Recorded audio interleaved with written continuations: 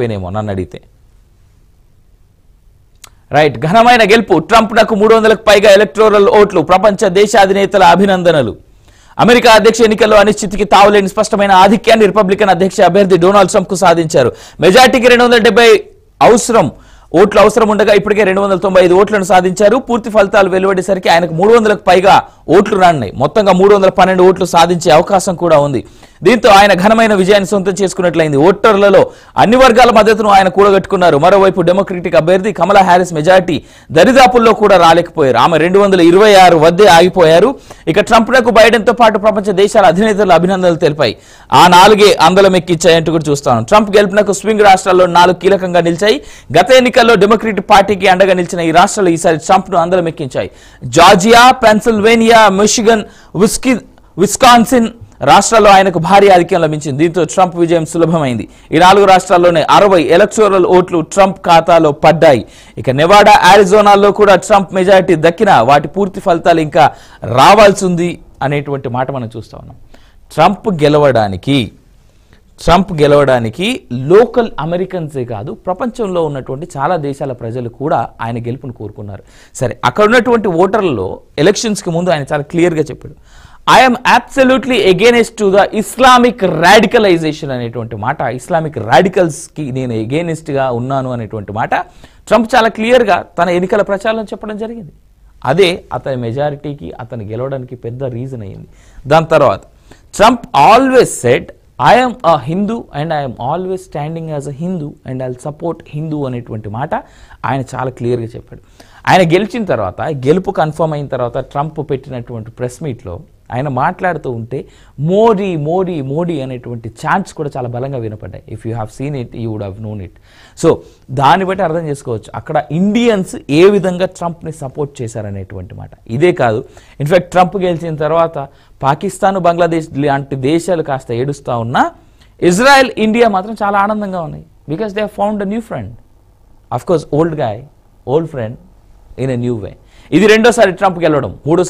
మూడోసారి అక్కడ ప్రెసిడెన్షియల్ పోటీలో వీళ్ళంతా ఉండరు, ఎవరైతే గెలుస్తారో వాళ్ళు. ఇది రెండోసారి కాబట్టి నాకు తెలిసి అగ్రెసివ్ పాలిటిక్స్, అగ్రెసివ్ వర్క్ ఉండబోతుంది తన దగ్గర నుంచి నేనైతే ఎక్స్పెక్ట్ చేస్తాను, టు బి ఆనెస్ట్. ఎందుకు అనంటే ప్రపంచ దేశాలని కలుపుకుంటూ ముందుకు ఏ విధంగా వెళ్తాడో అదే విధంగా కొన్ని ఆర్గనైజేషన్స్ని తొక్కుతూ ముందుకెళ్ళేటువంటి లక్షణం ఈయనలో చాలా పెద్దగా ఉంది.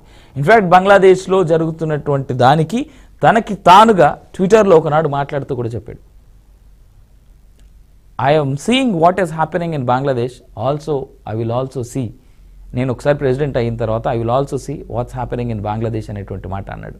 అంటే ఫార్ లెఫ్ట్ వింగ్ అనేటువంటిది ఒకటి ఉంటుంది, యూఎస్ నుంచి వర్కౌట్ చేస్తూ ఉంటుంది. ఈ ప్రపంచ దేశాల్లో అనిశ్చితిని క్రియేట్ చేస్తూ ఉన్నటువంటి వింగ్ అంటారు దాన్ని, ఫార్ లెఫ్ట్. ఇండియాలో ఇన్ఫ్యాక్ట్ మనకున్నటువంటి 7 సిస్టర్స్ అనేటువంటి రాష్ట్రాలు ఏవైతే ఉన్నాయో అక్కడ ఆ రాష్ట్రాలని భారత్ నుంచి వేరు చేసి సపరేట్ ఒక కాస్ట్ లేదా ఒక కమ్యూనిటీకి సంబంధించినటువంటి ప్రజలని అక్కడ పెద్ద ఎత్తున తయారు చేసి ఆ రాష్ట్రాలను విడగొట్టి సపరేట్ దేశంగా తయారు చేయాలని వర్కౌట్ చేసింది ఈ far left team. In fact they are all crying today. కారణం ట్రంప్ గెలిచిన తర్వాత ఫార్ లెఫ్ట్ వింగ్స్ ఏవైతే ఉన్నాయో ఇకపై భయపడాల్సినటువంటి రోజులు ట్రంప్ గెలిచిన తర్వాత. ఇది రాసి పెట్టుకోండి. అసభ్యకర పోస్టులు పెడితే ఎక్కడున్నా వదిలిపెట్టాం, ఇందుకోసం ప్రత్యేక చట్టం, ప్రత్యేక కోర్టులు, 2-3 నెలల్లోనే శిక్ష. విజయమ్మ, షర్మిలను తిట్టేవారికి జగన్ సమర్థన, నిప్పులు చెరిగిన హోంమంత్రి అనిత అంటూ కూడా చూస్తా ఉన్నాం. అక్రమ నిర్బంధాలను సాయించాం, మా సామాజిక మాధ్యమ కార్యకర్తలపై వస్తే ప్రైవేట్ కేసులు వేస్తాం. వైకాపా అధ్యక్షుడు జగన్ సరస్వతి పవర్ పై ఆ మాటలేంటి, మీరు మంత్రిలా అయ్యారంటూ పవన్ కళ్యాణ్ పై ధ్వజం. హమ్ కరేతో సంసార్ తుమ్ కరేతో ఇంకేదో అన్నట్టుగా జగన్మోహన్ రెడ్డి వ్యవహారం అయితే ఈ మధ్య కాలంలో కనిపిస్తా ఉంది. మదమక్కి మాట్లాడే వారిని వదిలిపెట్టాలా, ఆడబిడ్డల వ్యక్తిత్వాన్ని హననం చేస్తున్నారు, వారి ఆటలు ఇకపై సాగనివ్వను. ముఖ్యమంత్రి చంద్రబాబు ఆగ్రహం, పకడ్బందీ చట్టంతో అసభ్య పోస్టులకు అడ్డుకట్ట వేస్తామన్న సీఎం. వైకాపా హయాంలో విద్యుత్ శాఖలో 1.20 లక్షల కోట్ల అప్పు చేశారని ధ్వజం. దీన్ని బట్టి అర్థమవుతోంది గత ప్రభుత్వం ఏ రకంగా అంటే they was always a saying, పందుకొక్కుల్లా దోచుకు తిన్నారనేటువంటి మాట ఇవాళ ఇది విన్న తర్వాత అర్థమైతలే మీకు. ఒక్కొక్కరు మదమెక్కిన ఆంబోతుల్లో ఆడపిల్లలపై ఇష్టానుసారం మాట్లాడుతుంటే చూస్తూ ఊరుకోవాలని ముఖ్యమంత్రి చంద్రబాబు నాయుడు మండిపడ్డారు. భావ వ్యక్తీకరణ అంటే ఆడబిడ్డల వ్యక్తిత్వాన్ని హననం చేయడమా, అశ్లీల పోస్టులు పెట్టడమా? ఏ చట్టం మీకు ఈ హక్కు ఇచ్చిందని నిలదీశారు.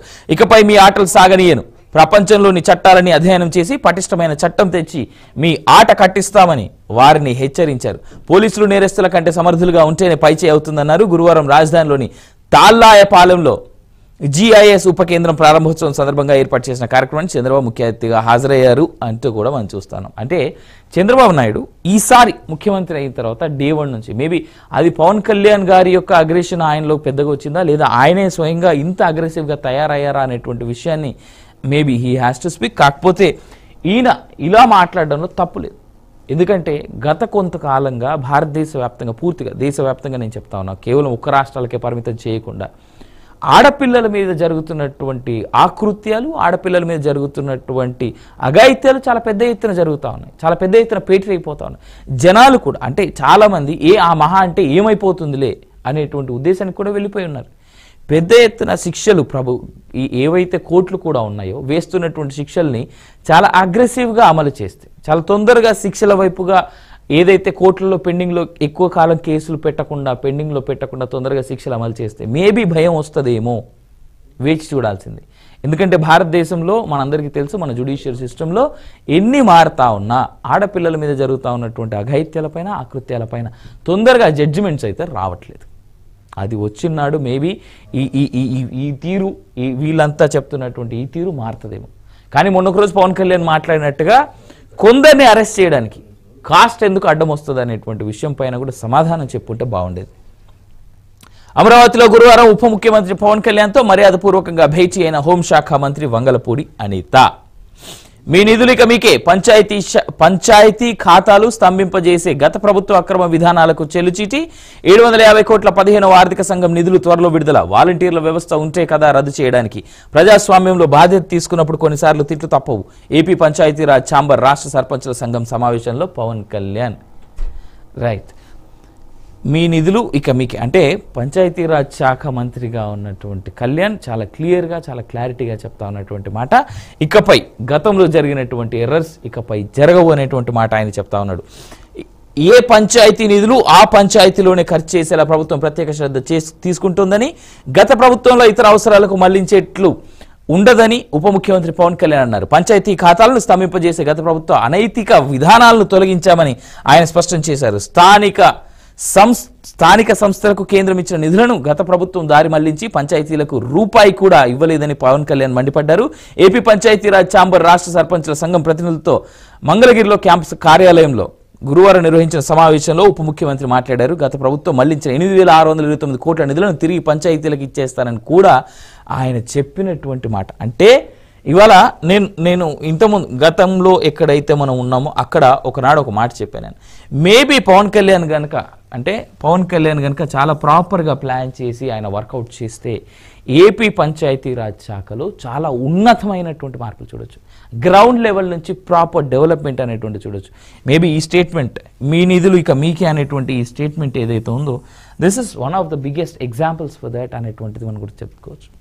రైట్, ఓ చిన్న బ్రేక్ తీసుకుందాం. బ్రేక్ వచ్చిన తర్వాత మరిన్ని డీటెయిల్స్ మాట్లాడదాం. Let's go for a short break.